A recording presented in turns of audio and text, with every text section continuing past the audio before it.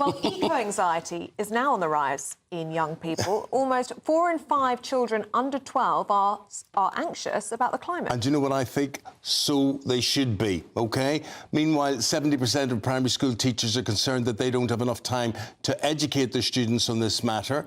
So should we feel anxious about changes to the environment? Yes, I do think we should. And I think children should be anxious about it. Well, to debate this, we're joined by Professor at Bangor University, Christian Dunn, and Director of Future Cities Project, Austin William. Very good to see you both this morning. Professor Dunn, should we start with you? Are you shocked by these findings that eco-anxiety is rife among children?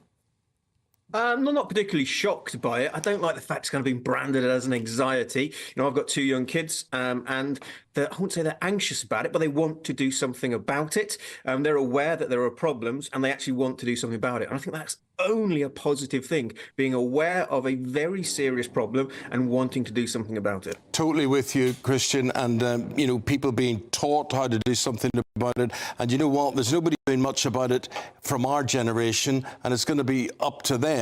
So why shouldn't they? That is the whole question there, Austin. Why shouldn't they be anxious about it? Well, I don't think it's necessarily a healthy response. That's why. I mean, I think that we've already got climate change, which is part of the national curriculum, taught in most subjects across the curriculum.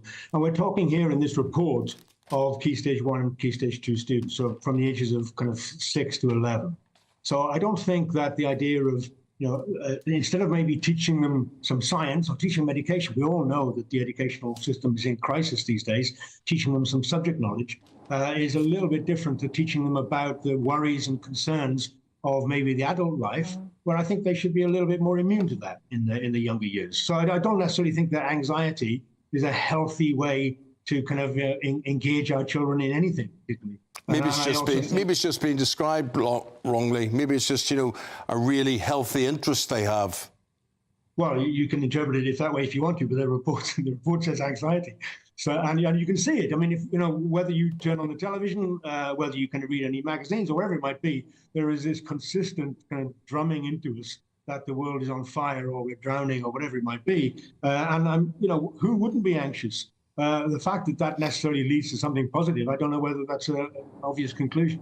So I'm slightly concerned. I'm very concerned, actually, at the way the education system is being used. And when you look at the way that the Labour Party has said that, the result of their budget will be that a kind of a consultant, a psychologist, a counsellor will be in every school, then suddenly we're turning education from what it really should be, which is kind of core subject knowledge, which I'm all in favour of, into this kind of dealing with youth anxiety.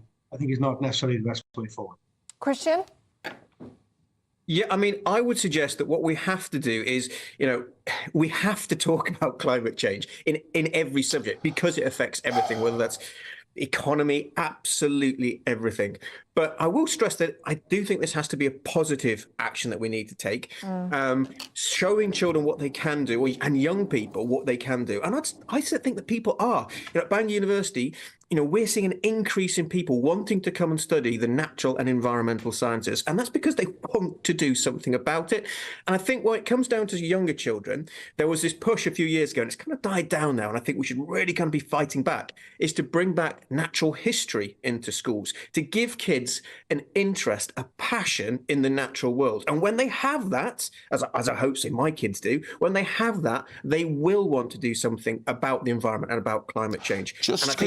Christian, could you just explain to me what natural history is? Natural history is basically just knowing about our wildlife and our natural ecosystems, not in a kind of a really detailed way when it comes to ecology and biology, but just knowing what a badger is, what a kestrel is, what they eat, how a river system operates in kind of broad terms, how general geology of our country is. That's natural history. And it's probably stuff that we as a slightly older, we probably know that, but many young people don't know that.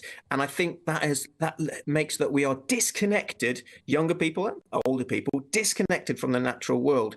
So it then becomes a thing over there. The environment becomes something to look at over there, rather than it just being part and parcel of our actual lives. OK, should children be disconnected? Should they be heavily involved? Have your say today and let us know. Gentlemen, thank you both very much indeed for your time.